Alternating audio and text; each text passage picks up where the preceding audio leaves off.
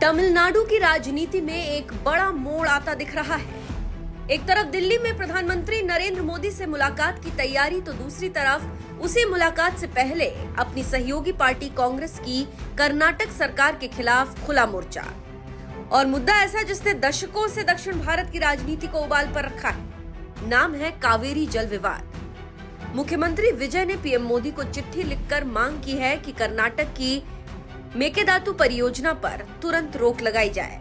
उन्होंने साफ कहा है कि कर्नाटक सरकार सुप्रीम कोर्ट और कावेरी ट्रिब्यूनल के आदेशों का उल्लंघन कर रही है। अब सवाल सिर्फ पानी का नहीं है, सवाल राजनीति का भी है, सवाल किसानों की जिंदगी का भी है और सवाल उस गठबंधन का भी है जिसमें एक राज्य में कांग्रेस सहयोगी है तो दूसरे राज्य में वही कांग्रेस विरोधी खेमे में खड़ी दिखाई दे रही है। कल्पना कीजिए, दिल्ली में पीएम मोदी से मिलने जा रहे विजय। यही वजह है कि ये पूरा मामला अब सिर्फ नदी विवाद नहीं रहा, ये दक्षिण भारत की सबसे विस्फोटक राजनीतिक लड़ाइयों में बदलता जा रहा है। विजय ने अपनी चिट्ठी में कहा कि कर्नाटक द्वारा मेकेदातु परियोजना के लिए भूमि पूजन की घोषणा और उप मुख्यमंत्री शिव कुमार के बयान तमिलनाडु के लाखों किसानों के लिए चिंता का कारण बन गए, क्योंकि तमिलनाडु का बड़ा कृषि क्षेत्र कावेरी के पानी पर निर्भर है।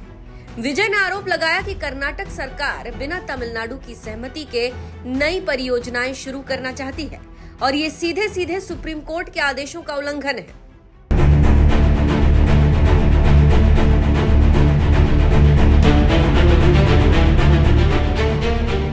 अब हम बताते हैं कि आखिर क्या है कावेरी विवाद, जिसको लेकर दो राज्य आपस में भिड़ जाते हैं और इससे कांग्रेस कैसे मिली हुई है।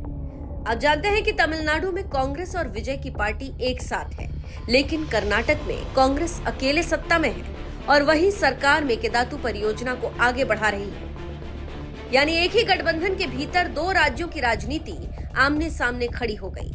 कर्नाटक का तर्क साफ है कि वो कहता है कि मेकेदातु परियोजना का उद्देश्य बेंगलुरु और आसपास के इलाकों को पीने का पानी उपलब्ध कराना है। करीब 9,000 करोड़ रुपए की इस परियोजना में 67 टीएमसी पानी स्टोर करने की योजना है।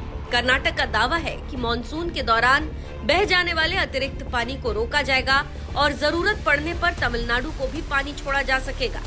लेकिन तमिलनाडु इस दलील पर भरोसा करने को तैयार नहीं। तमिलनाडु का डर क्या है कि अगर कर्नाटक के पास इतना बड़ा जलाशय बन गया तो वो कावेरी के प्रवाह को नियंत्रित करने लगेगा और फिर पानी छोड़ना राजनीतिक हथियार बन जाएगा। आपको याद दिलाते चले, कावेरी विवाद कोई नया विवाद नहीं है। इसकी जड़ें अंग्रेजों के जमाने तक जाती है। 1892 और 1924 में मैसूर रियासत और मद्रास प्रेसिडेंसी के बीच समझौते हुए थे। तमिलनाडु आज भी उन्हीं समझौतों का हवाला देता है, जबकि कर्नाटक कहता है कि वे औपनिवेशिक दौर के समझौते थे और आज की जरूरतों के हिसाब से न्याय संगत नहीं है। फिर शुरू हुई लंबी कानूनी लड़ाई। करीब 3 दशक तक अदालतों में सुनवाई चली। आखिरकार 2018 में सुप्रीम कोर्ट ने फैसला सुनाया। अदालत ने कावेरी को राष्ट्रीय संपत्ति माना। तमिलनाडु के हिस्से का पानी थोड़ा कम किया गया और कर्नाटक का हिस्सा बढ़ाया गया, लेकिन विवाद खत्म नहीं हुआ। अब हर साल जब बारिश कम होती है तो तमिलनाडु आरोप लगाता है कि कर्नाटक पानी रोक रहा है और कर्नाटक कहता है कि उसके अपने शहरों और किसानों की जरूरतें पहले हैं। यानी कावेरी सिर्फ नदी नहीं रही, ये भावनाओं, राजनीति और अस्तित्व की लड़ाई बन चुकी है। इसी को लेकर नए नवेले सीएम मोदी से गुहार लगाने गए कि इस मसले को सुलझा लिया जाए। लेकिन हमने आपको जो बताया उससे लगता है कि जो पहले नहीं सुलझा वो अभी भी उलझा ही रहेगा और दोनों राज्य की पार्टियां वोट बैंक के लिए फिर से लड़ती रहेंगी।